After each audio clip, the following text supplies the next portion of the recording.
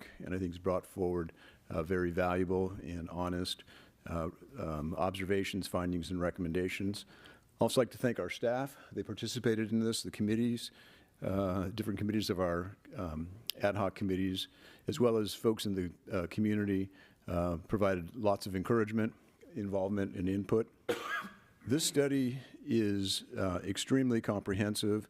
It provides a deep look at the city's operations, procedures, processes, systems, organizational structure, our use of technology, our internal controls, different management systems, strategic planning, and on and on. It provides observations and findings and recommendations in a detailed and very candid and comprehensive fashion, sometimes with language that might be a little bit complex. If the language doesn't get you, some of the charts and graphs, I think, will. There is much in this study, and much of it has lots of merit.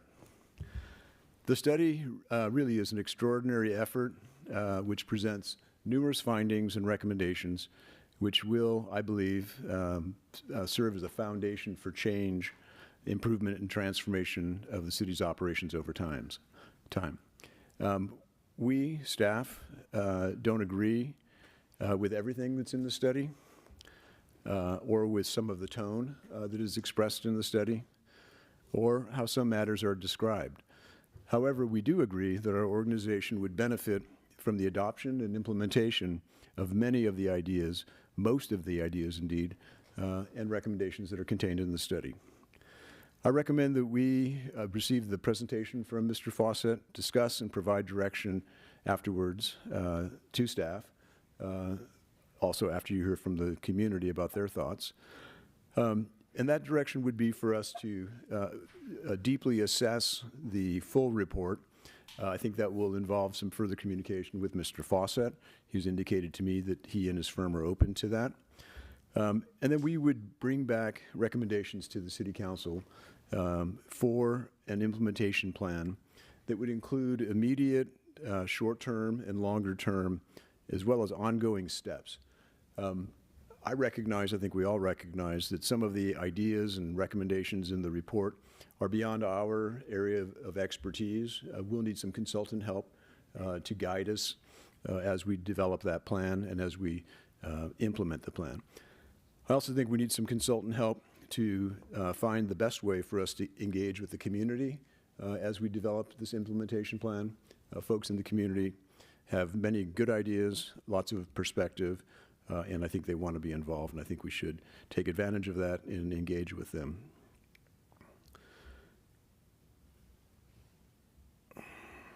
The timing of the plan is a bit awkward. We have a transition in our city manager. We'll have an election coming up soon, but timing's never perfect, and I think we should, and I think we can, and from my perspective, staff will begin with moving forward with different aspects of the study. For instance, one of the recommendations in the study is to improve our Department of Public Works in the manner in which we oversee our operations. There's a recommendation for an assistant director of Public Works focused specifically on operations. And with your concurrence, we intend to move forward with that and bring a person on that will help us address the issues that Mr. Fawcett and his group have identified in Public Works in the one area of operations. I've urged the staff and council members in my private conversations with you to look at the positive aspects of the study. There are many. And to move forward with those, identify or recognize those that might not be as pleasant, but recognize that they exist and that we've got to tackle them. There's no doubt that there's much room for improvement in our organization. We, the staff, acknowledge that, and we're ready to act to address those shortcomings and to seize the opportunities that Mr. Fawcett has identified. The study absolutely can serve as a roadmap for improvement and change for the organization and then by extension for the community. Let me note one thing very clearly. There's no fraud among staff in the different departments. The study notes that with the lack of current or robust systems and controls, the environment for fraud or waste or abuse is heightened. That's what the study says. This is concerning and it has to be addressed. But the study did not find fraud, nor does it suggest that any fraud has occurred. Rather, that steps must be taken to protect against such behavior. We wholeheartedly agree with that. And I think it's important that we confirm that. And so we would recommend that among the very first steps would be to undertake a fraud, waste, and abuse assessment to ensure to us and to the community and to the council that there's no instance of that. So let me just restate. The study, I think, is tremendous. I think it's a very fortunate undertaking, provides us with a very current, very clear assessment of our strengths and our shortcomings, and recommends action that we can undertake. Some of these actions, I think, are beyond our capabilities, financial or organizational, but that doesn't mean that we ignore them. I think we have to modify them so they fit for us and for our community, and we're anxious to do that. I want to note that this is not going to be a quick matter. It's going to take literally years, I believe. But we want to be thoughtful and we want to be quick about it. So that's why we expect to take some time to run through all of the various elements of the plan, put together our own recommendations about how best to tackle this, and then bring that back to you. I expect that'll be this summer that we can bring it to you. Some things we will recommend that we move ahead directly. Others take some conversation with you and with the community to determine the best way to do that. As I mentioned, some will require specialized consultants to help us make sense of the best path for us, and we'll bring those recommendations to you. I also want to just say again that the community role is a significant one to help us understand which of the options that we can consider are most acceptable to the community. And so I hope to find willing partners. I'm sure there are a few out there. Anyway, I just think it's an excellent roadmap for us. It will help us to transform to be a more efficient, smart, anticipatory, transparent, communicative, responsible, and responsive organization. So I thank you for putting us on this journey. And Keith, welcome, and Emily too. I see Emily. All right, thank you for the introduction. I appreciate it. Can you hear me okay? Yes, welcome. Okay, fantastic. So I'm Keith Fawcett from Blackbird Group. I'm the project manager and also the lead consultant for the Efficiency and Business Transformation Study. Emily is joining me this evening. She was one of the supporting consultants in the study as well. Our study was a 9-month-long study, so we covered a lot of territory during that time. So what I'll be presenting to you here this evening is going to be a fairly high-level view of the study, and of course there's much more details, as Jim was alluding to, in the actual reports that we have submitted. So with that said, I'm going to go ahead and advance us into what we'll be covering. I'll briefly go through the purpose of the study, our methodology, and overall approach. I'll be spending more of my time going through deliverables 1 through 4. And just quickly, as I'm moving through the slides, do you want to ask questions at the end of each slide or wait until the completion of the presentation?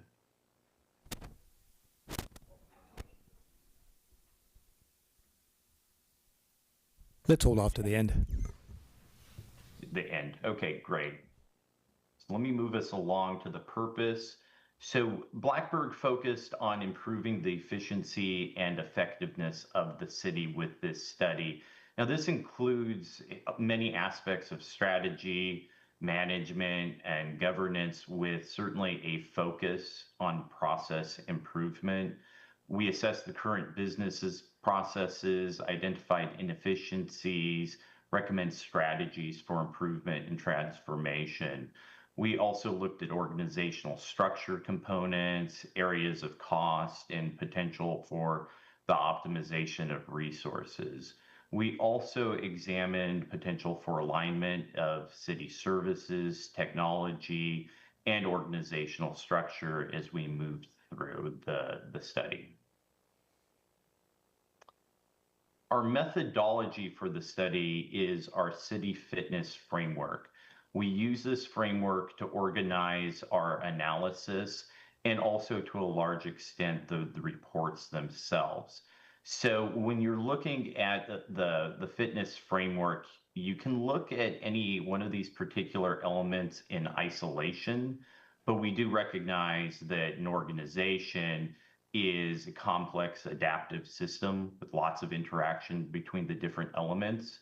So we are also examining the interactions between these items as well. So our structure here are elements of effectiveness that covers talent, alignment, and structure.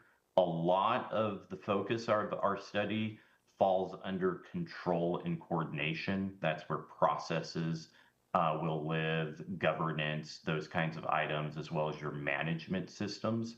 However, we did look into quite a few other elements as well, including the elements of performance. We looked in some areas of the external ecosystem and some areas of communications as well, but our focus in those areas is a bit more limited. Also for note with our study, although we did interact some with the police department and the fire department, it was very brief. There are some pieces of input in the study that address fire department and police department, but it's at a minimum. Most of the study by far focuses on outside of those departments. Okay, so in our approach is 4 main parts. The first 3, the current state, information, insight analysis, and existing operations, more focus overall on current state of the city to give us a snapshot of what's going on. The current state analysis itself at the beginning included a survey and structured interviews and some brief analyses, primarily again focused on the results of that survey and structured interviews. The information and insight analysis, which is deliverable 2, included document reviews, more pointed data requests, quantitative analyses, follow-up interviews, and analysis of legacy surveys and other information. Existing operations has 4 subparts to it. We examined organizational structure and staffing, process improvement, financial efficiency, and technology utilization and modernization. And then the main report is the final report and recommendations. That is going to be the most important piece, in my opinion, of what we've submitted to the city, and that is the path forward and thinking about what can the city do to become more effective and efficient. And as Jim spoke to a little bit, the current state analysis is always a little bit uncomfortable because when we're coming in, we're tending to focus more on what's wrong, where there might be an issue or a weakness or a threat, rather than focusing on all the strengths and those sorts of items. So be mindful of that, please. When we go to our final report and recommendations, we're really just looking at the future, how to improve the city. And as you heard from Jim, it is a multi-year effort. There's certainly some items that are short-term, but there's midterm, and there's also very long-term items in that. Okay, so let me move us to the deliverable 1, current state analysis. Now, on the right on these, you will see key findings. And I do want to stress that this is a limited set of the key findings. We are presenting these at a fairly high level. So that is certainly not an exhaustive list, but they're some of the more important items.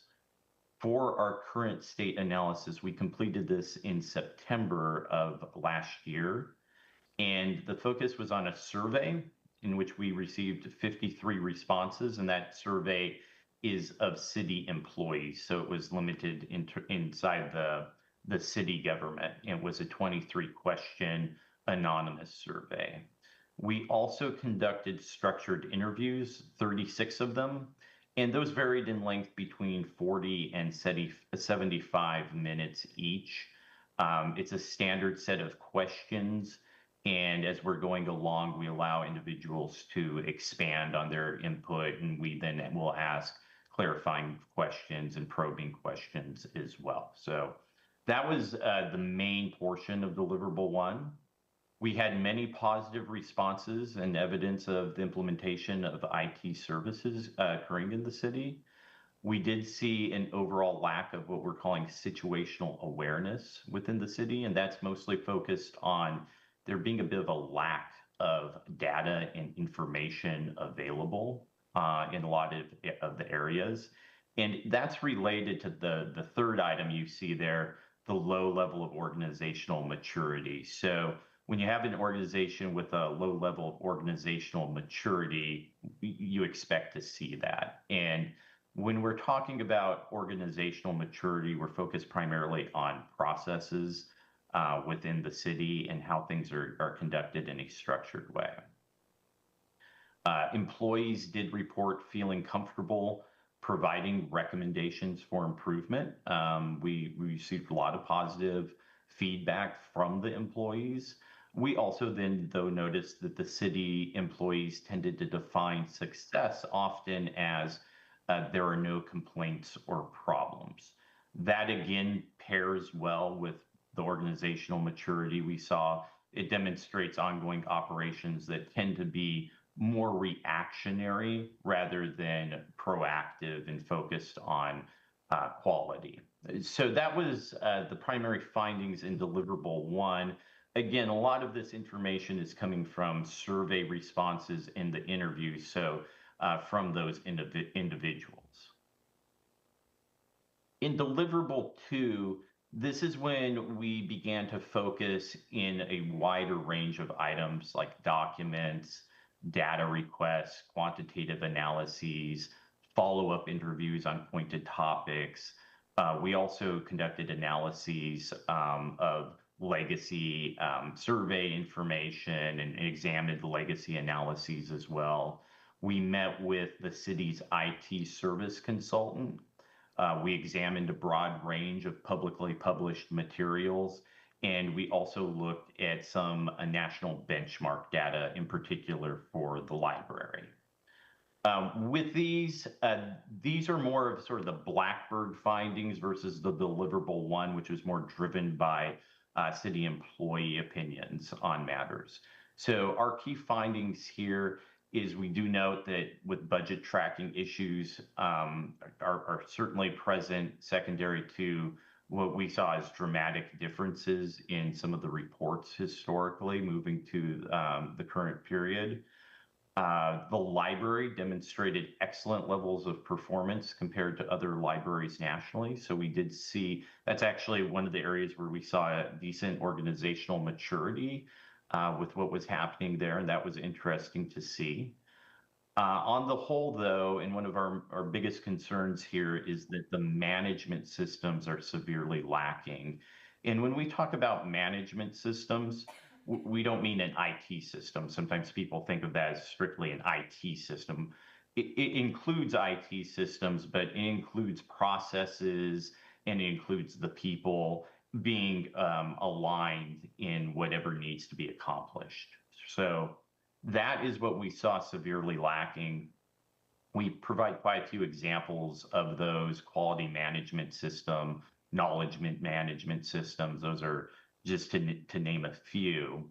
We also noted that governance was severely lacking in a lot of different aspects with tracking, documentation, and translation into processes. So there would be governance present in certain isolated areas, but it wasn't centralized and then systematically implemented through documentation and then cascaded down into processes like we would expect to see. We did note there's positive progress with customer relationship management systems, an example of which is the Grapevine tool. And that's only one of them. There certainly are others as well. And that paired well with our findings from Deliverable 1, where we did see IT systems being implemented. And one of our major concerns is number 6 here. We did not find a strategic plan as we would consider one. And based on conversations we had with city leadership, no one else knew historically of the existence of any previous strategic plan. So that will be one of our main items that we'll recommend is the development of a strategic plan for the city. I think that's going to be very valuable for communicating to residents what the plan is to make improvements. And it will also be very helpful for management as well as all the employees within the city to have that kind of document to provide direction on where to head. Deliverable 3 was completed in February of this year.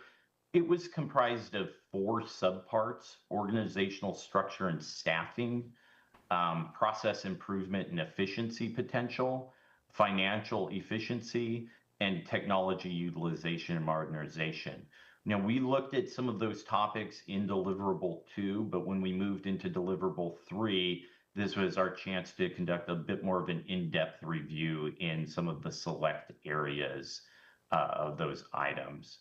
One of the items we examined were salary levels, and certainly not of all employees. We limited primarily to executive management positions, and we did find those to be above average for a city of the population size of St. Helena, being below 10,000. We also noted that there was a lack of IT, HR and talent management within the city. So one of our primary recommendations is the hiring of a more senior HR manager to focus on the development of a talent management system for the city, and also an IT manager. There was no one currently in the city with an IT background serving in a sort of management capacity. You simply have an outside consultant providing those services. We saw this as a major weak point for the city and are recommending that be an addition to support the organizational maturity efforts. And so that role is in particular, we believe, key for maturing the processes and effectively using IT to automate and gain efficiencies in that manner. We also recommend quality management and daily management system implementation. This is going to be part of the sort of process improvement component. We provide more details of those items in the report. We also recommend the procurement of specialized consulting services focused on fraud, waste, and abuse. And again, I think Jim brought this up. We did not find fraud within the city. So just once again, we did not find it. However, we also didn't necessarily look deeply for that as well. That's not necessarily something we dove into to examine anyway. And but what we're really after here with this recommendation is any organization where we find a very low level of process and organizational maturity, this tends to be a recommendation we'll make. It's healthy to have done. It's sort of a checkup, and I think brings reassurance to residents and other stakeholders for someone to come in and affirm, yeah, there is no fraud present. And it's also very valuable because a lot of the work done in this area isn't so much of we found fraud, it's preventing it. So the lack of the standard processes, what is an issue here. you'll want that specialist to be able to provide you guidance on specific policy items and also process items and potentially some technology items to implement to reduce the risk of fraud, waste, and abuse. So just wanted to clarify that. We also recommend the city re-examine minimum position qualifications. This pairs again with what we saw as a lack of a talent management system to really begin that effort.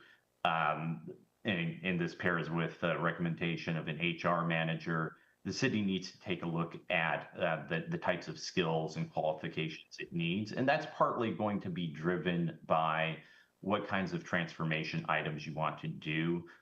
Obviously, you need to make sure you have in place the right talent over the long term to carry that transformation forward. So that's partly what's driving that recommendation as well.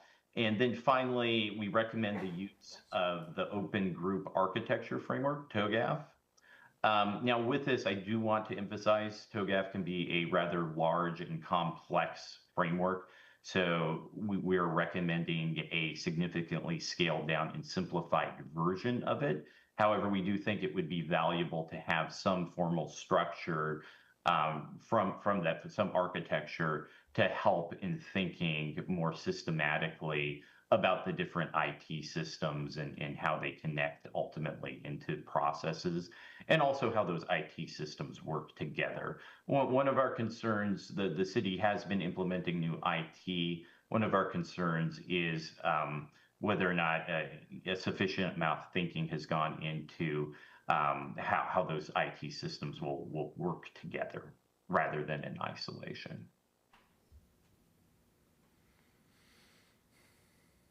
Okay, and finally, I have a few slides here on deliverable 4, which is our final report. Now, our final report, just to give you some context, is about 100 pages in length. And we know that's a lot of material to go through. To help simplify that effort, we are providing what we call a transformation roadmap. And that's the images you are seeing on the screen right now, the pre-transformation activities, and then phase 1, 2, and 3. This is the transformation roadmap to provide you a visual. And the transformation roadmap that we're providing here ties directly to the report itself. And the pre-transformation activities are some of the things we recommend that may be helpful to the city to prepare for that type of transformation.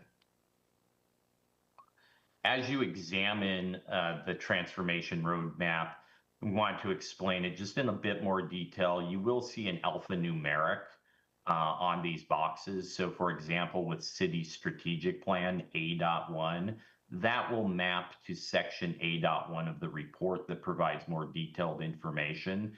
And that should make the report overall much more digestible and easier to navigate. So when you know you're interested in a particular item like City Strategic Plan, you can go simply to that section, which may be only 1 to maybe 3 pages in length, and focus there, while at the same time the roadmap provides you a visual of how some of these items connect.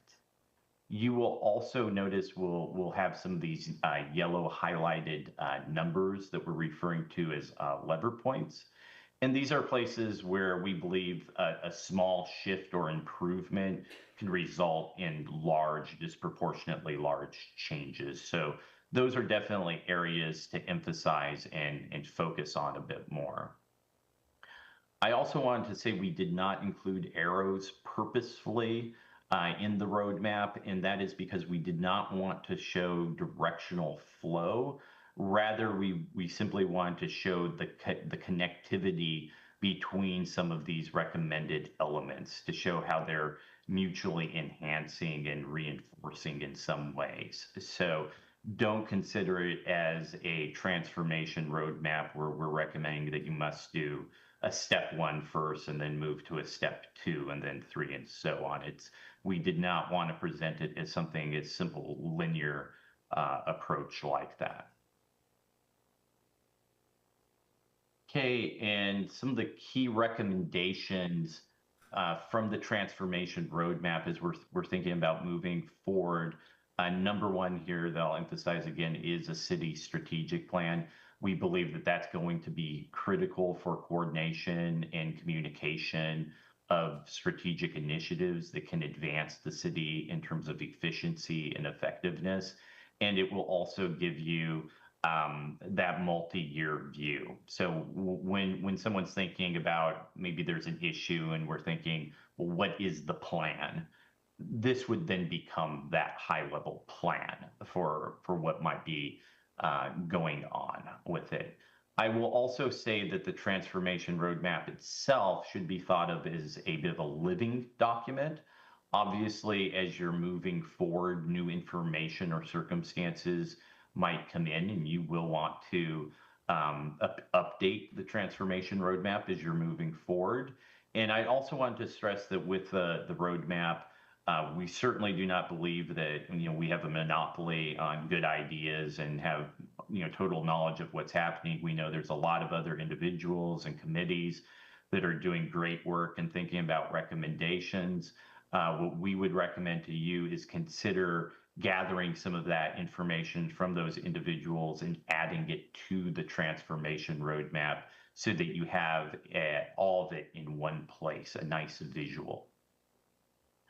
Other key items we are recommending here is that talent management system. At the end of the day, the city government is a service type organization focusing on talent, and the development of talent internal to the city is critical.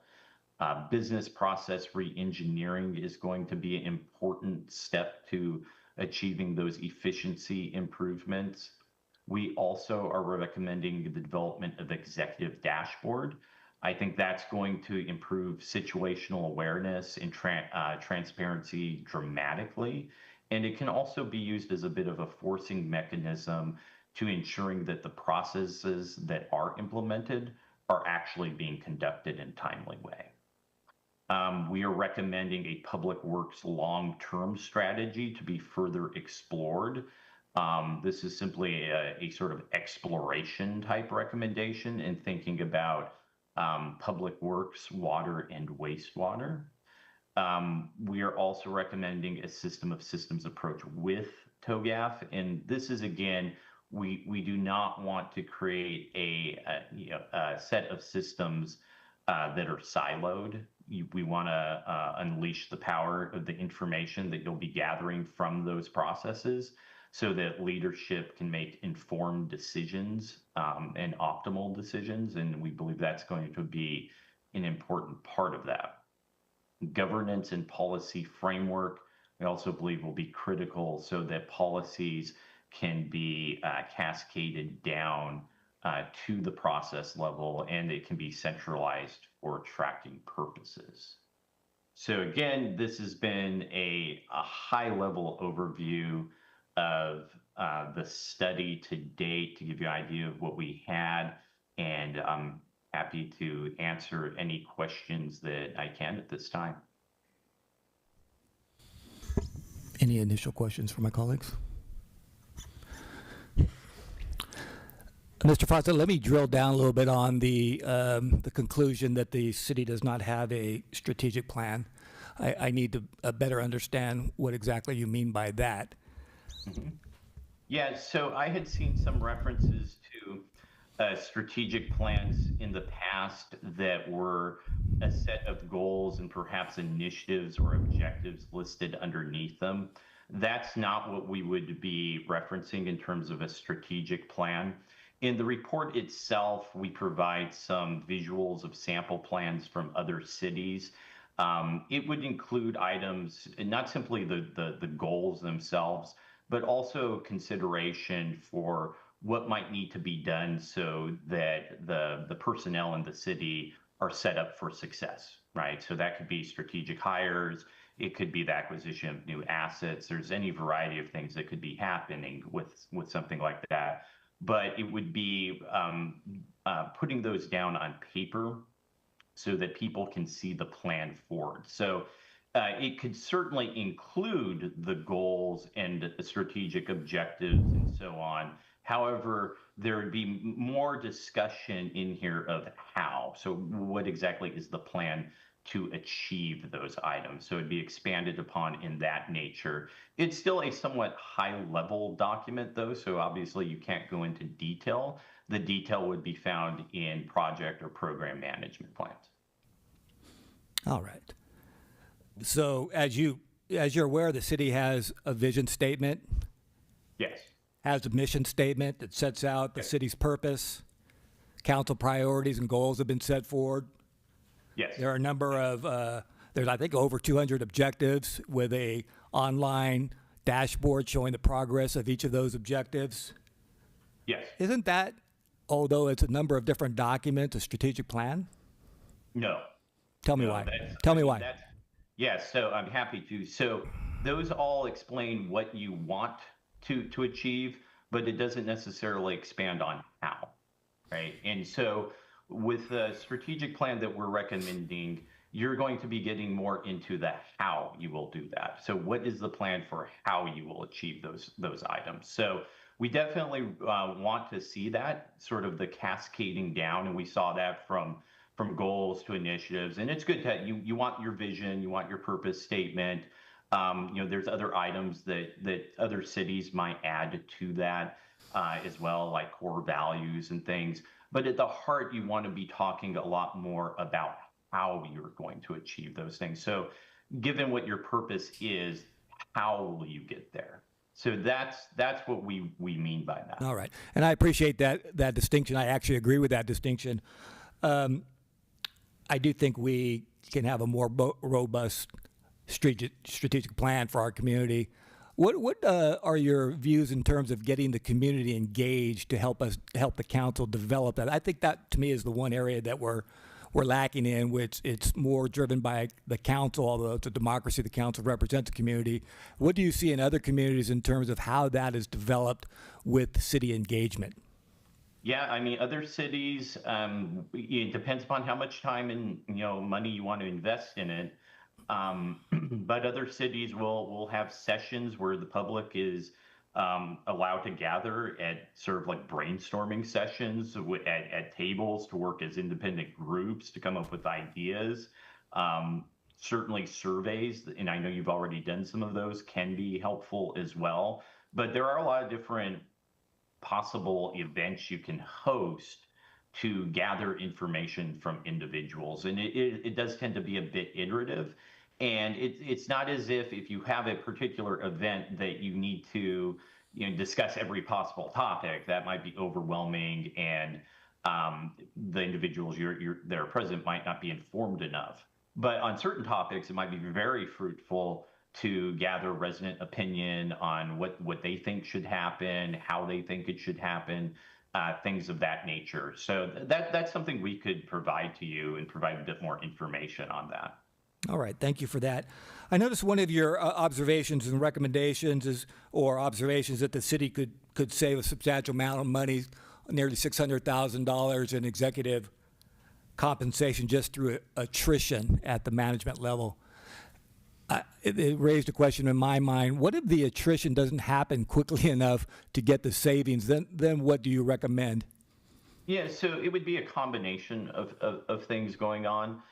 So, one item would be with the talent management plan, looking at both for the city and the employees, what is a fair base salary? So that would be a component of that. There would also be potential for strategic alliances. We're potentially sharing resources with other cities is something that we brought up as an idea around that. And then also, as we're thinking about the efficiency and automation, and I don't want to lose track too that we are in interesting times with AI automation, and that's becoming increasingly powerful. And that will pair perfectly into some of the efficiency type work that needs to be done. As that goes on, you will find that what often most people would think of as more of the tedious type work that they have to do and things of that nature dissipate. And you can then start thinking about, do we truly need the number of staff in a particular area? Could we decrease there? And likely you can. That is part of the benefit of gaining efficiencies and of it. However, the real question then becomes, and this again goes to the strategic plan, if you have staff available, you could also think of it from the perspective of not necessarily, grabbing the savings, but potentially redeploying it to a more value-added area to improve effectiveness. So that's always depends upon what goal you're trying, what goal you need. I know there's always financial realities, but we also certainly investing in other areas potentially of improved effectiveness is also a good idea. So there is a balance there depending upon what you would ultimately want to do. Thank you for that. I assume that you and your staff have observed and investigated and researched smaller communities like ours and come to some conclusions about success and failure. Do you have a sense of maybe what are the top 2 or 3 or 4 pitfalls that make it difficult to achieve success? What should we be looking out for over the next 2 years so that we can use this data and documentation to build success? And I guess you have any examples of failures, and if you've seen failures, in particularly in smaller cities like ours, what were the cause of those failures in making the transformation that you're recommending? Well, certainly one of the things that we have seen that can be a failure point is the lack of a good plan, right? And that is why we are recommending the strategic plan and also a transformation roadmap. So we have seen situations where things have gotten started, but a plan was not made at the beginning, or certainly not a more long-term plan. And they attempted to go down a list, but they didn't really take the time to think through the how part. How will we do this? And they inevitably run into pretty significant stumbling blocks because of that. The other issue here is change, right? So change, and what we're talking about here is more transformational change. So we're not talking about a small incremental change in one particular element. We're talking about changes across a variety of areas that interact. Change is hard. Transformational change is harder. So if you are not prepared for that change, and the city personnel are not prepared for that change and what it looks like, that can be a major issue in of itself. When you look at our pre-transformation activities that we provide, one of the items we include is that sort of change training, and that's why it's there. All right. I have other questions, but I can wait. I know I'd like to hear from our public. Let me take the opportunity to open it for public comment. If folks want to ask questions or make public comment. How many folks are, just so I can gauge how many folks are wanting to talk tonight? 1, 2, I think we can get through it without cards, comment cards. So we'll just move through it. Mr. Rose, you're up for some enlightenment. My name is Gary Rose, 1753 Vineyard, Mayor Doring, Vice Mayor Deasy, council members. I read quite in detail deliverables 1 through 3. The deliverable 4, I've skimmed, well, more than skimmed. I've gotten through it in some detail, but it gets really detailed when you get into phases, the phase part beyond the change management and the strategic plan. So I've prepared just a little bit, and I would like to thank Paul for his really thoughtful questions. He hit a lot of the things that I've covered here. But in summary, I would like to mention that oversight is mentioned in the report 76 times, and trust is mentioned 59 times. Was that confirmed by AI? That was confirmed by Word. Okay, I'll give you 20 more seconds. Okay. Assuming the city council acknowledges a need for efficiency and business transformation for the city, a change manager should be the first step. Now, having been through one of these transformational changes that I think ultimately would be considered a failure in a company that was doing about $60 million a year, and it was because we did not have a transformation or a change manager, and we had what Keith mentioned as our plan was really not a plan. So the critical part, a change manager should be the first step. The pre-transformation phase and strategic plan are critical. As the transformation plan proceeds, increased flexibility will be required. It's tempting to look for mistakes or wrong assumptions in the study, but don't be overly reactive and determine the importance of the study based on these criticisms. The overall tone of the study is what is important, and it is very telling. Acknowledge the need for considerable change, set a goal of successful transformation, and it will involve cultural change as well. Change management program manager, and this comes right out of their report. I put the absolutely required on it, but it needs independent oversight. This is a person that's not currently making decisions in the city. We need a program management office, if you want to, not an office space, but that title. I think a transformation oversight committee is going to also be very important. The fraud, waste, and abuse contract, I think Keith covered quite well. No fraud there, but we need to really be aware of it. The transformation roadmap, extremely important. And change management training is absolutely imperative.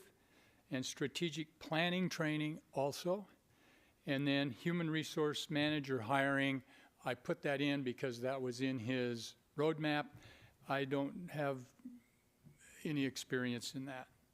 The strategic plan, and he did mention, and Paul, your question was very, very good about what's the difference between what we have now and their idea of a strategic plan. It's a strategic plan versus a simple list of goals and objectives, and the how is really important. This is hard to do. This requires that the city council, in my opinion, the council really needs to step up. You're going to have to be involved with the staff and the program manager to come up with this strategic plan. It involves public trust, which is at the top of the list. It requires enhanced city oversight, and the city manager and executive manager need to be extensively involved. Additional phases, as you get into those, you'll need to analyze. May I go? 10 more seconds. Okay. Finish up. Analyze and modify as required to St. Helena circumstances, and don't sabotage the process. The plan should be a primary responsibility of the current and future city councils. They should abide by the strategic plan and maintain vigilant oversight and accountability of the city manager. And I'll leave it at that. I've got a few more words, but All right. that's Thank you, enough. Mr. Rose. Excellent comments. Appreciate your time. Mr. Warner, welcome. Hello there. Hi, I'm Chris Warner. I'm here in a different capacity than you usually see me. I'm here actually as your acting chair of your finance committee, and I'm not here to make any comments on the substance or findings or observations. I think your process you're going to adopt in looking at this study is probably going to be the most important thing you provide guidance on. However, I want to start out talking about the process. I really want to praise the city council. I want to praise the mayor, Councilmember Barak, and all the city council members because you have done something extraordinary here. You assigned this overall transformation and modernization study out a year ago with the idea that you were going to have an outsider come in, not as an audit, but to provide independent advice to you on how to better improve the city. That's extraordinary because I don't think that's happened, at least in my knowledge, in this city or elsewhere very often. Secondly, you also, I'm talking about my role as acting chair of the Finance Committee, you created a Finance Committee with the role that you've assigned to us to actually look at improving the finances of the city, and in particular looking at the balance of general fund expenditures and revenues. And we're doing that. And I think some of the consultants' recommendations do overlap, in some fashion with what we're doing as a finance committee. Our members are all residents and citizens of this community. We've got a really good collegial group that know this community, and we've also had tremendous support from the staff, the city staff, in helping us analyze financial matters. So I just want to be here from a process standpoint to offer to continue to advise you, help you as you move forward to evaluate this study. We had our own initial presentation by the Blackbird Group earlier this year. Committee has not taken a position, but we will have an opportunity to provide you, if you so wish, our thoughts on the recommendations and findings, particularly those that overlap with the tasks that you assigned to us on financial integrity, structural balance of revenues and expenditures. And I note that there are several cost savings recommended in this study. We're happy to review them consistent with what you've asked us to do. So that's all I have to say. But again, high praise for actually having done this study because it's an extraordinary achievement. Now let's go ahead and execute. Thank you. Thank you, Mr. Warner, for your comments. Good comments. I'll say that Mr. Barrett deserves a lot of the credit, as does Vice Mayor Deasy, to move this this study forward, and I'm much appreciative. Next up, don't be shy, Ms. Wheaton. Kelly Wheaton, Inglewood. I left my reading glasses at home, so whatever remarks I had prepared, I can't read, so I'm going to wing it. I thought both Gary and Chris's remarks were excellent, and I think that all of us, I had a conversation back and forth with Jim, who I want to compliment for your warmth and your reaching out to the community. It's been wonderful, a breath of fresh air. But I talked to him about a three-legged stool. And the staff is one leg of the stool, and the council is another leg of the stool, and the community, it might not work, nope. Is another leg. And we have to work together on this to make it work. And that trust that's talked about and the things, we can help each other. We can be supportive of staff. Staff can be supportive of us. We can get things done. So I really want, when you're looking at things and you're sending out memos and you're writing staff reports, to include the community. We're the third leg of the stool. We are important because if we don't buy in, you're not going to be successful. So that's one of the points that I wanted to make. I was a little bit concerned about the rollout and the request by Jim to not have a report available till August or sometime in the summer. But then I was a little bit reassured with the things that he was talking about doing right away. I really think it's important that the city council oversee this and direct it and tell the city manager what you want him to do, and then he in turn tells the staff, and everybody working together for a common goal rather than factions and people fighting and whispering behind closed doors and all that sort of thing. If we work together, we can accomplish this. We can be collegial. We can disagree without being disagreeable. The leadership means that the city council exercises its authority that the voters entrusted in you, instead of continually deferring this difficult decision-making to the staff or to the city manager.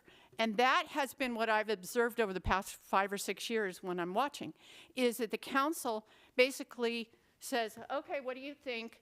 And yeah, it goes back for a staff report, and that's not working. You are elected to lead, and you need to do it.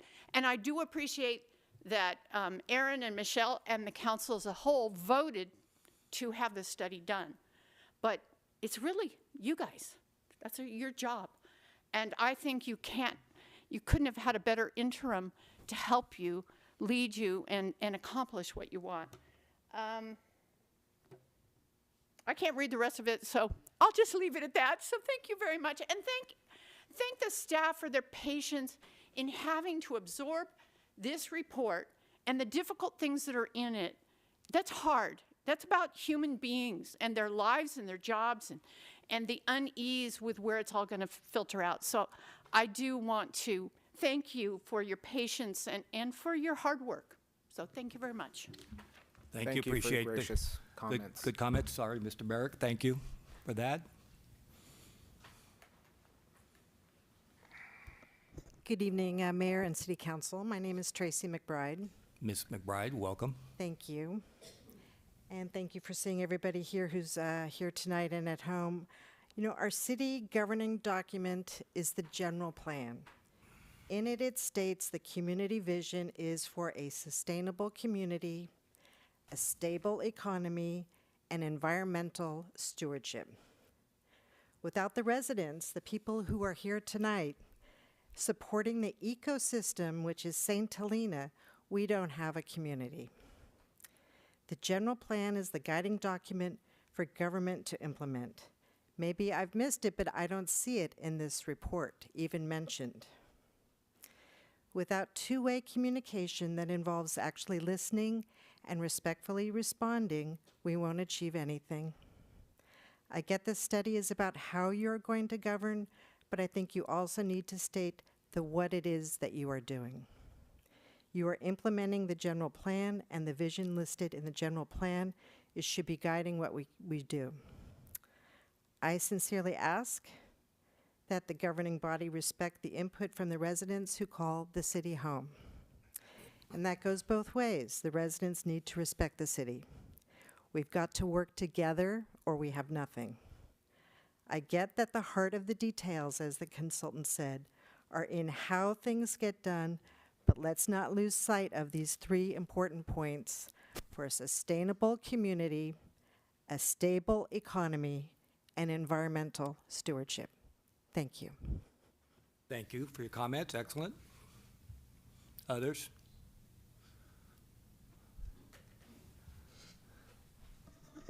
There you are. Don't forget your glasses.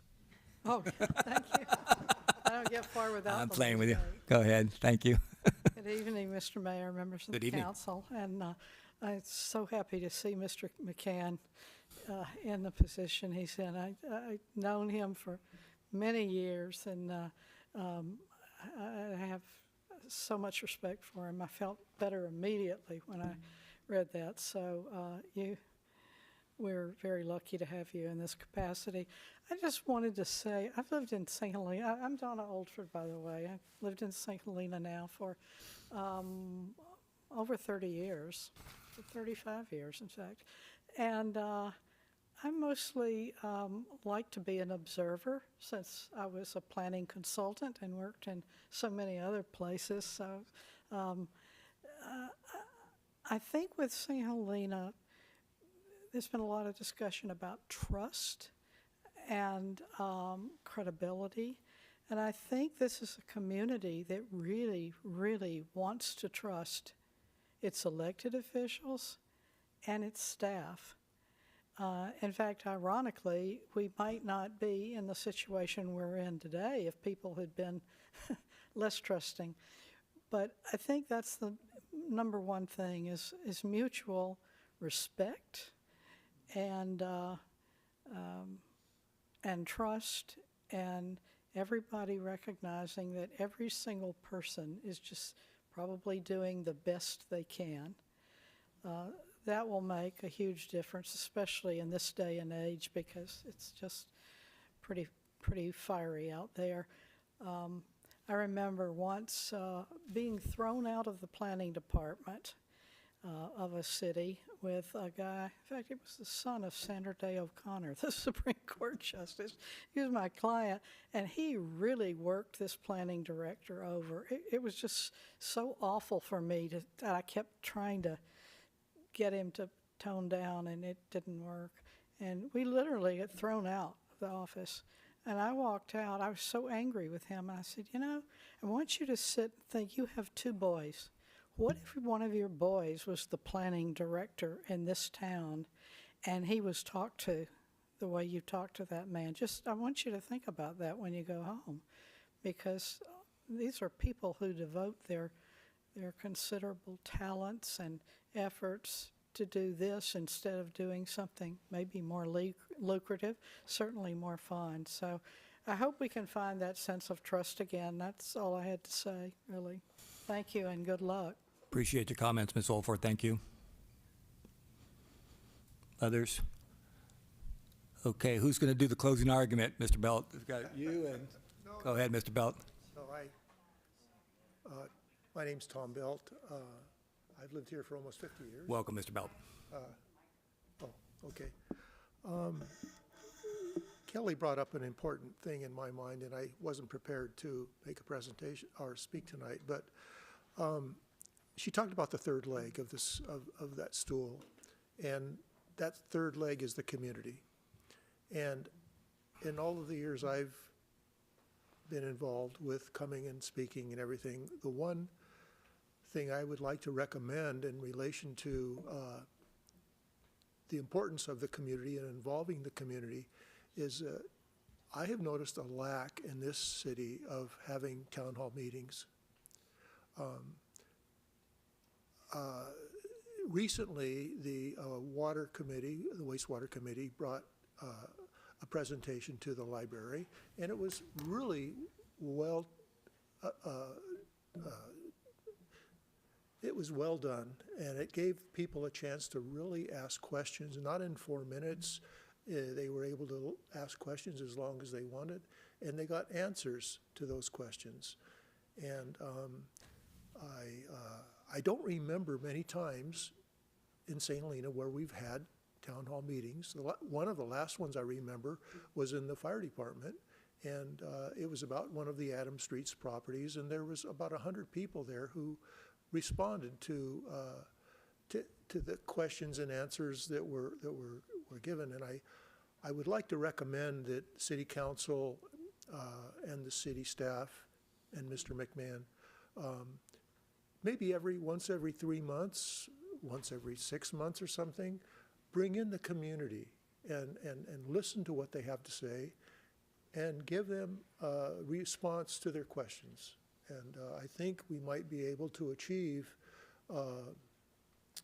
some better communication is all. So, and again, I thank you all. I'm very grateful for Aaron and Michelle and getting this study done. I remember when I was at the meeting when he made the recommendation, and I'm very, very happy that we have it in our hands now, and let's go forward and get some things done. Thank you very much. Thank you, Mr. Belt. I'm Michael Marston at 1325. Come a little closer to the mic, Mr. Marston, and welcome. Thank you. There you go. Can you hear me now? Yes, better. Thank you.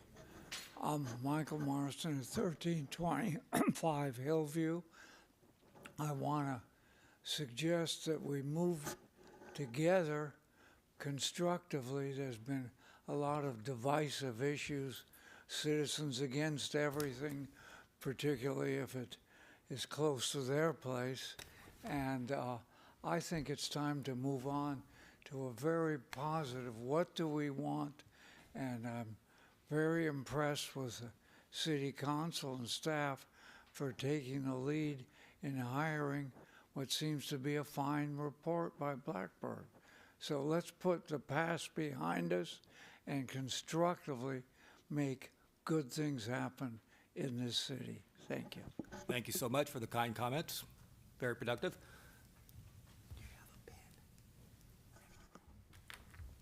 Sandra McCorkle on Meadow Creek Circle.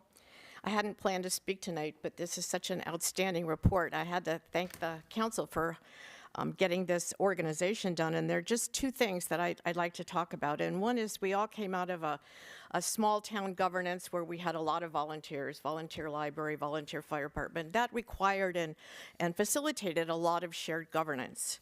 And then I'm partly responsible for this, leading a school public policy. We created a really strong, modern, bureaucratic-led government. And I think what's coming back in style, and the Blackbird Group really got close to this, is the notion of shared collaborative governance. And that's an emerging model in local government. And I think everyone here is explained it in their own way, but it's different. It's a collaborative model where local officials, municipal staff, and residents share decision-making. It goes beyond traditional civic engagement and consultation by ensuring that diverse stakeholders actively co-design policies, allocate budgets, and solve community problems together. And I think you've made great steps with the Finance Committee and the Wastewater Commission on doing this. And it's just, we're clearly nearly there. And I think looking at it as a fact that we could lead in the country, because this is such an emerging concept. Yes, it requires a lot of work. It requires consensus. It requires time invested. But the core pillars of this framework are that there is a collaborative partnerships. City leaders and community members view each other as equals. You rely on shared experiences, lived experiences, along with bureaucratic expertise. It does require mechanisms or processes, as Blackburg refers to them, of neighborhood councils, participatory budgeting, and advisory committees to ensure that we have a continued input into the operations. It's our city, and we love our city, and we want to help make it better. And it's a shared ownership because public and staff help create the policies. There's a deeper commitment of the community to accountability. So I think we're so close to being there. I know you're all saying Brown Act, Brown Act, Brown Act, but I don't think the Brown Act was set up to deter the kind of shared governance and collaborative decision-making that we're talking about. So I congratulate all of you, because I do think, as the gentleman just said, we're on the cusp of a new paradigm. Thank you. Thank you, Ms. McCorkle. Excellent comments. Appreciate your time. Others? Ms. Lou Covell, how are you? Hello, Council. Good evening, community. My name is Michelle Lou Covell. I am speaking solely as a resident today, not in any role I serve. Thank you to the Blackburg Group for providing a truthful analysis. As you stated— In other words, you're not representing the Planning Commission? Yes. Okay, thank you. I get 10 more seconds. As All right. you stated, some of the We'll see. findings may feel unsettling or concerning. I appreciate the hard, honest truth, because that is how we learn and grow and improve. I hope this report gives St. Helena the opportunity to finally turn the page, to acknowledge the findings, accept the reality of where we are, and discontinue dismissing the concerns residents have been raising for decades. This town is special. People fight hard for St. Helena because it has a strong sense of community and place. Loving a town also means being honest about its problems. The reports clearly show that we need to prioritize the lack of that we have a lack of management. And I'm sorry, I'm paraphrasing because I'm editing all of the time. So. And most of all, most important of all, we need a comprehensive strategic plan. The general plan is a great place to start. Clean water is not a luxury. It is a basic need. A notification months after an incident alerting high levels of HAA that may cause some people higher risks of cancer while stating it is safe to drink is like saying margarine is a healthier choice than butter. This is reactive. Residents have paid rates for decades with the understanding that those funds were supporting maintenance, infrastructure, and long-term capital improvements to ensure reliable delivery of water and services. But as the final report highlights, decades of deferred investments have now left residents footing the bill. We have held up our end of the deal. Many residents did not realize their utility payments were also going towards settling lawsuits and legal fees while critical infrastructure projects continued to be delayed. To me, that feels like hiring a financial advisor to manage your retirement portfolio, only to discover decades later that the investments were never made. Our water neutrality policy is also not truly neutral. The policy was created more than a decade ago, based on a much smaller scale of development.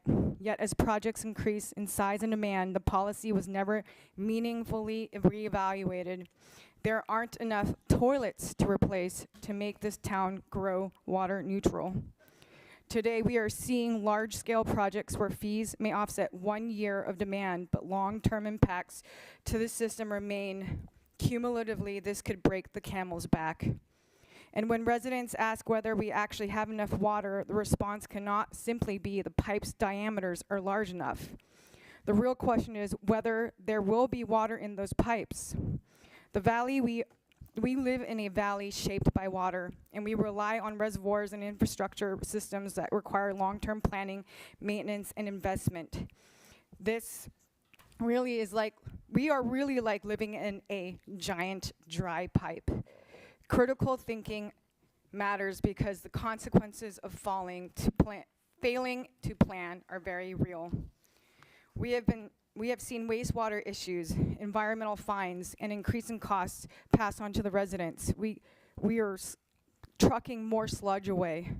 We cannot operate in reaction mode. We need proactive planning that assures sustainable growth without compromise. I have a little bit more to go. Give you 20 seconds, ma'am. Finish up. Okay. Thank you.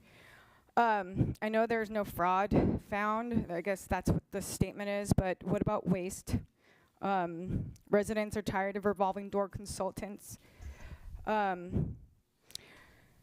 I'm really excited about is I saw 7 applicants for city council, and this is, including myself, but I think collaboration is key. A strategic plan is necessary. You can say you want to throw a birthday party and list out goals, but if you don't have a plan to execute the birthday party, it's not going to happen. So I had more to say. I'll publish it on my Substack. Thank you, Ms. Lou Covell. Others? All right, I'll bring it back. Last but not least. Ready? Start the clock. Hi, everybody. Tamara Sorensen, St. Helena resident, and I had a letter prepared. I did send it in for public comments. I did receive confirmation. I don't know if it was in for the packet, but I was going to read it, but in hearing all of the folks that have brought some really significant points to light, I just want to sort of read a couple of things in my letter and also expound upon that. And a number of people have said the word, and I think it was 59 times or 79 times, trust in the Blackburg report. Well, I think that the City Council does deserve kudos for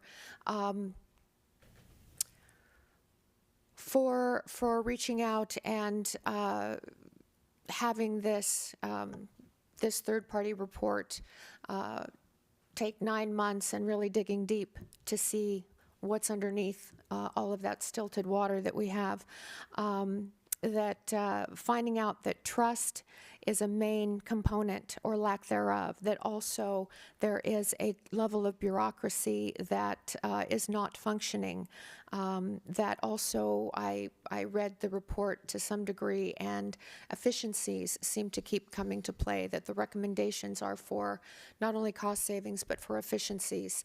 And that is kind of an oxymoron when you're putting efficiency and bureaucracy in the same sentence. So we'll take that for what it is. But I am so thankful for the Blackburg report. I hope that we do not lose sight of that report. I hope that we do not lose sight of the recommendations in that report, the severity of that report, what we need to do as a town, what you folks need, we need to do as a council that report states. And clearly in the trust element, there has been public records released in response to Elaine Demand's requests clearly show that there's a lot of issues within this current city council where there is behavior that has been, and I'm not going to mention names, although they're here this evening, that there has been a pattern of ridicule towards proceedings, dismissal of public discussion as a waste of time, treating important public safety and policy issues as political gains or personal score settling. Residents and fellow council members are openly disrespected, and I heard the word respect We need to respect each other, but it has to come from our leadership. We have instilled trust in our leaders, and to not be shown that respect and ability to trust that they will implement these recommendations is very concerning to me, and I think to some other folks that I've chatted with. So most critical point is the pattern of behavior is a real major roadblock to implementing the Blackburg recommendations in any meaningful way. So I am also glad to see 7 new names on that city council recommendations list, or applications. I'm not using the verbiage correctly. And yeah, I'm looking for new leadership, frankly. I want to see what real leadership looks like, and that would be adopting clear, enforceable council code of conduct, devices down policy during meetings, council meetings, side discussions about agenda items while the meetings are in session is a no-go.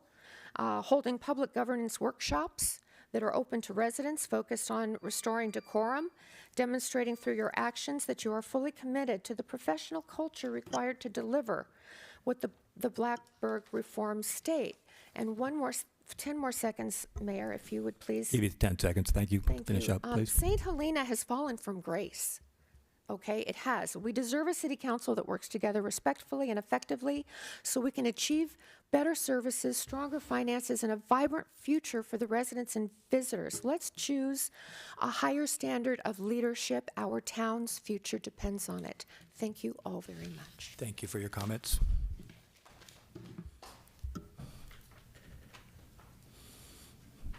Okay, I've learned now to take a 10-second pause. Any other public comment before I bring it back to the council? I'll close public comment then. That may have been 8 seconds. All right, bring it back to the council. Questions or comments based on the comments? I think Mr. McCann has laid out what he's looking for and has already sort of presupposed where we're going to go with it. But Ms. Barrett, do you have any comments, or Ms. Battleroto? I do. Vice Mayor? I'd like Okay. to just touch on the town hall component that Mr. Belt brought up. Mr. McCann, I think it would be worthwhile to look into that and see what we can come up with. I wouldn't recommend modeling the last firehouse meeting, but more with what Michelle and the water committee set up. I thought that was excellent. And as far as the Blackburg report, it's great to see so many people excited about it and staff. I would just say that I think it's premature. We should let the staff go back and work with staff on this. All right. Others? Vice Mayor, go ahead. Yeah, I want to say thank you to Councilmember Barrick for initiating all this. I think it's really just great to have these discussions. Thank you to Blackburg. Thank you to the staff and the council, and definitely for the community for coming out and all of the great comments. I think it's exciting, actually, and we have an opportunity to raise our level. I do some evaluation work, and we always title that, opportunities for improvement. And so everyone's got it. I think that's important to recognize. So I'd like to see us embrace it. I heard, 3 things: shared ownership, independent oversight, and a transformation officer. Those were the 3 things that rose to the top to me, which I do think we should be pretty focused on. But I do have one question for Blackburg. How do we not over-engineer this? I'm imagining there's a kind of a fine balance. And one of the things we talked about on the phone is, right, you have the levels 1 through 5. And I wanted to make the point that I don't think any organization is all 5s, and probably shouldn't be, because that would be so expensive. My understanding is that we maybe shoot for all level 3s, and we pick a few things we want to be 5s in. Can you talk to all of that, Keith? Yeah, absolutely. So you're correct. So agree with you completely there. You're looking for 3 across the board. And in terms of the level 5s, that takes more investment of time and resources. It's expensive in a variety of ways.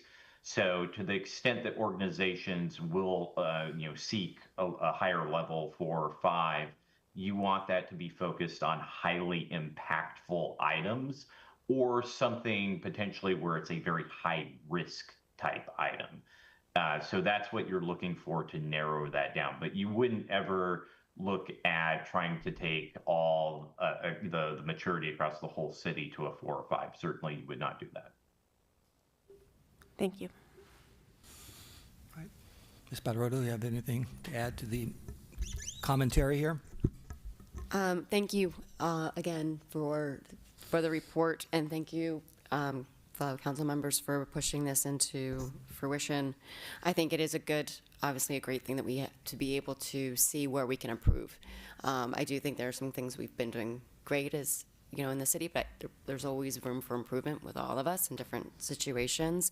And I am looking forward to leaning on the strengths and then building from some of our weaknesses into strengths. So I think this is going to be really not something to be looking at necessarily in any negative light, but I think is positive as far as things that we can improve on from what we were doing before. So I'm looking forward to where we go forward, working with obviously working with the staff and working with the community to better our processes. Okay. Well, thank you for that. I wanted to just take a moment to thank the community for showing up to the meeting and for expressing yourself in such a civil, respectful, really a highly productive, yes, ma'am? May I ask one question? It was my next line, and I think it's really important. No, but you can certainly submit it in writing. We're right in the middle of deliberations, so no, if I open it up for you, then I'm going to open it up for others, and we have to be respectful of time. But please submit it in writing. That would be great. Now I lost my train of thought, so let me start again. Yes, I was particularly heartened by the words of Mr. Rose. I thought you made a number of excellent points. I'm glad you went first. And the fact that you had experienced a failed change or a failed transformation in the private sector, as at least how you described that and all the details of that. You have a heightened look at what can go wrong and where we need to emphasize and what areas that are just really important. In the end, I found this report exasperating, but also highly enlightening and highly encouraging. So all three can happen at the same time. It kind of reminds me of my children, but that's another story. There's a lot of great opportunity here, and there's a lot to bite off. I mean, it's huge. There's a lot going on here, but you see some big ticket items that become obvious to me.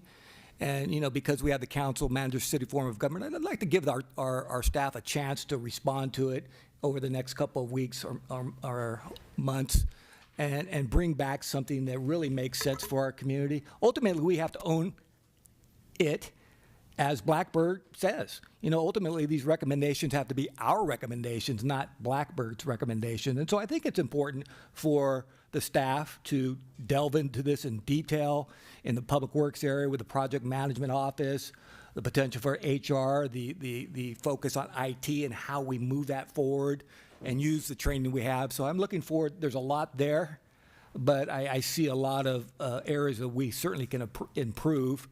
And I think that it is important for the council to stay abreast of it, even if there is nothing to report. I think every couple of weeks or once a month or something, just a little bit of feedback saying, here's where we are, this is what we anticipate, here's some of the roadblocks, or here's some of the areas of focus that we have.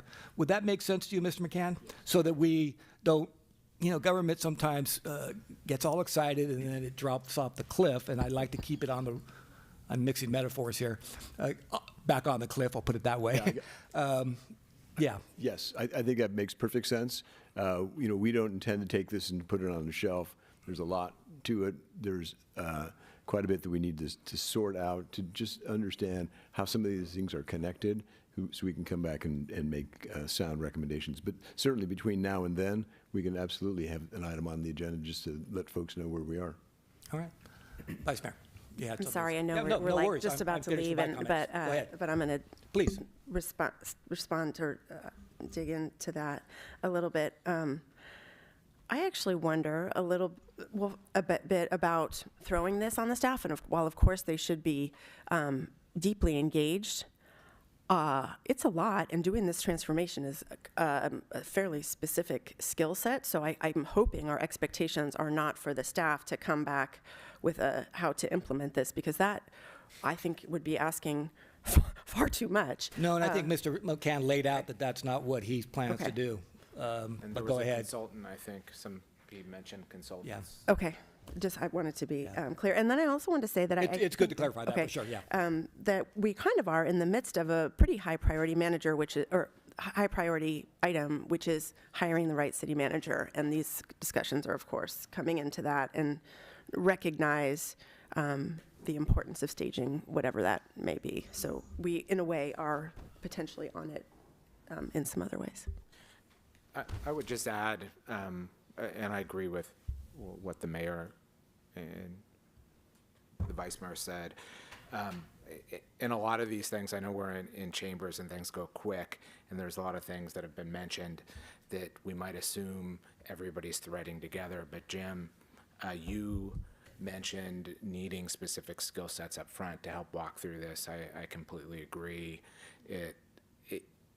It's no shame in the game. Transformation is really hard. It's a skill set, and it's different from operations. And so you're going to need help, somebody that can come in and manage that change management. Two, as council members, we cannot just disengage from this process. Ultimately, I wouldn't expect this to be hey, staff goes off on their own and comes back and we rubber stamp something. This would be, of course, as we walk forward together, we'll be looking at things in real time before it gets necessarily here in a staffing report, as well as community feedback. So this is going to be a long journey, and it's one, I think the mayor having something every month, the checkpoint's a great idea so we don't lose the threads.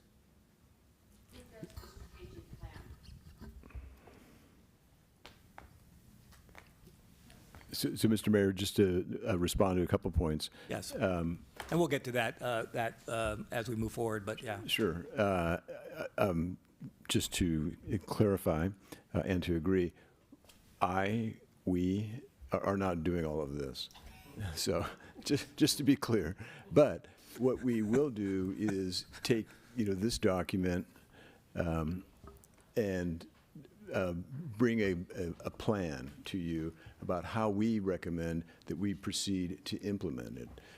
And some of that absolutely will involve some outside help. So, I've spoken with Mr. Fawcett a few times, and I've asked him, I said, so I might need your help. And he's like, yes, we're there. They are available to help us to identify recommended ways to go forward, and to identify perhaps some firms that have a particular expertise in this to help us figure out those steps. Once we have that, and once we identify some of the other areas that we believe we can move forward with immediately on our own, we'll come back and talk with you about that. We'll develop a plan to allow us to implement the document and some of the more immediate things, and we'll ask for your approval for that, and that'll perhaps include authorization to go out and seek consultant help. At the same time, I don't know exactly how, but I think we do need to hear more from the community to get their input. Town halls are awesome. I like doing them. So I think that would be a wonderful thing. There's lots of information for us to share, beyond the efficiency study. So I think it's a wonderful opportunity to just talk about what's going on, what's coming up, and solicit from folks the areas that are particularly of interest to them. So, transformation, just that's change. That's doing things differently.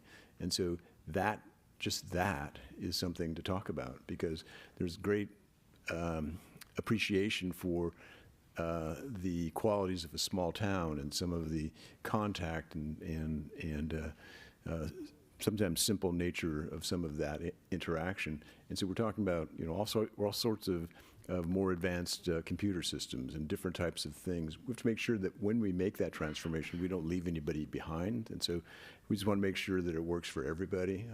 And I think it can. But there's certainly more to come, and we'll be needing some help. And I think absolutely the city council needs to be involved in how we do this. The idea of some type of advisory body makes perfect sense to me. And I think we've got a couple of very good examples of how those things can be successful. So I think we ought to take a look at that and build upon it. So we are where we are, which is sort of at the end of the document coming together and the beginning of us putting it into practice, and that's an exciting thing, I think. All right, excellent comments. Any parting words from the Blackbird folks? Just wanted to say it's been a pleasure working with everyone. I know this is really critical for the town. We spent a lot of time and effort here, and we thank you for trusting us with this important effort, and we're here to support you going forward. All right, thank you for your wonderful efforts. Appreciate it. Yeah, they did a good job. Yeah. All right, anything else, Mr. McCann, before we adjourn? Colleagues? No. All right. We are adjourned. Thank you. Have a good night.